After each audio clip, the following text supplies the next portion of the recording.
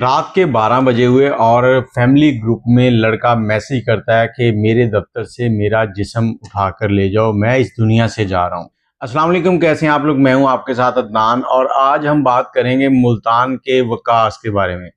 Real estate کا business تھا، اور 2 دن پہلے رات کے ٹائم وہ اپنے ایک واٹس ایپ گروپ میں میسیج کرتے ہیں اور اس میں اپنی زندگی کو ختم کرنے کا عندیہ دیتے ہیں۔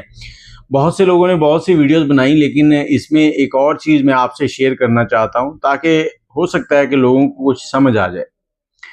اب وقاص جو ہے اس نے کچھ عرصہ پہلے پسند کی شادی کی۔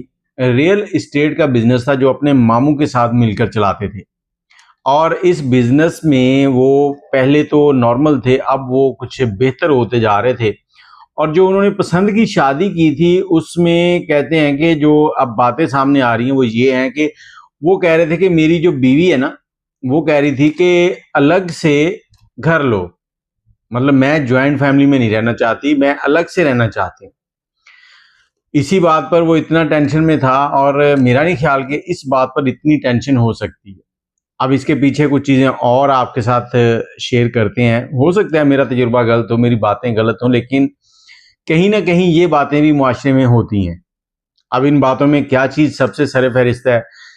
پہلے جو وقت تھے تب ٹی وی، سوشل میڈیا یہ چیزیں نہیں تھی، اور جوائنٹ فیملیاں چلتی تھیں اور سب مل بانٹ کے کام کرتے تھے۔ ایک ایک گھر میں نے دیکھا ہے جس گھر میں 8-8 10-10 فیملیاں اکٹھی رہتی تھی۔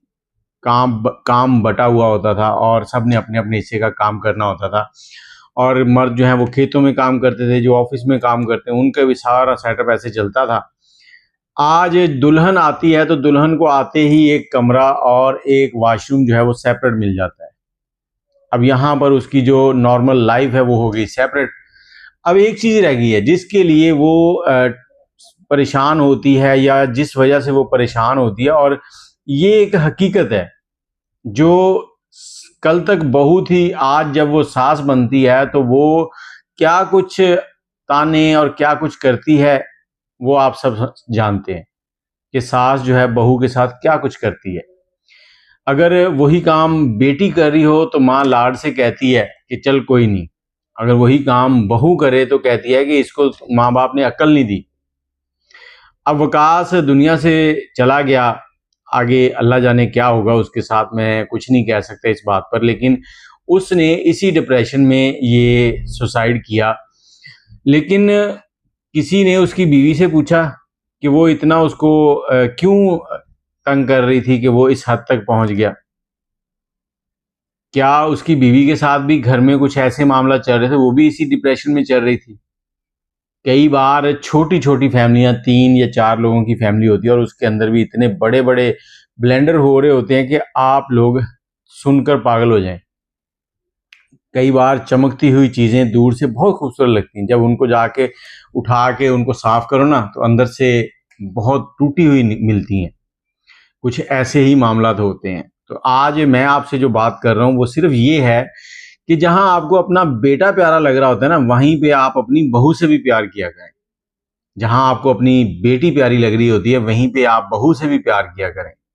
جہاں آپ کو اپنا دماد اچھا لگتا ہے وہیں پہ اپنے بیٹے کو بھی اپریشیٹ کیا کریں کہ وہ آپ کی بہو کی بات مانتا ہے، نہ کہ اگر دماد آپ کی بہو کے، آپ کی بیٹی کے کنٹرول میں ہو تو کہنا ہمارا دماد بہت اچھا ہے، اور اگر آپ کا بیٹا اپنی بیوی کے کنٹرول میں ہے تو پھر کہنا کہ یہ تو ہمارے ہاتھوں سے نکل گیا، یہ تو سسرال والوں کے پیچھے لگا ہوا ہے۔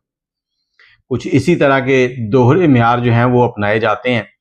باقی آپ اپنی رائے ضرور دیجیے گا کمنٹ میں، کیونکہ اس وقت معاملات ہو ہی عجیب سے گئے ہیں۔ وقاص جو ہے اس نے یہ قدم کیوں اٹھایا، یہ تو بہترین جواب جو ہے وہ دے سکتا ہے یا اس کی بیوی دے سکتی ہے۔